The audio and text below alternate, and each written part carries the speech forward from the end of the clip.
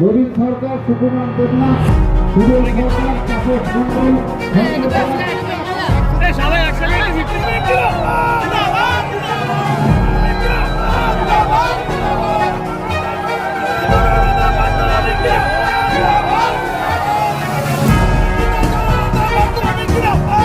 প্রত্যেকেই বিজেপি কর্মী। হ্যাঁ, দাসপাড়ার বিজেপি সব কর্মী নেতারা 40 জন।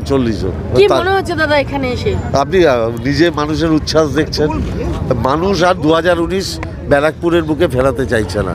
বলছি বিজেপি থেকে তৃণমূল সব কেউ আর চাইছে না। এবার দেখুন না, আমি চাই যদি আমার বন্ধু বিজেপির ক্যান্ডিডেট হয়, বিজেপি করার লোক আর ইসে থাকবে না ব্যারাকপুরে, সব চলে আসবে। অলরেডি নব্য আদি দ্বন্দ্ব লেগে গেছে। আমি ওসব জানি না। অর্জুন সিং যদি বিজেপির ক্যান্ডিডেট হয়, বিজেপি করার লোক ব্যারাকপুরে থাকবে না, দলে দলে সব উল্টো দিকে চলে আসবে। দাদা 40 জন কি সক্রিয় ভূমিকা পালন করতো দাসপাড়ায়।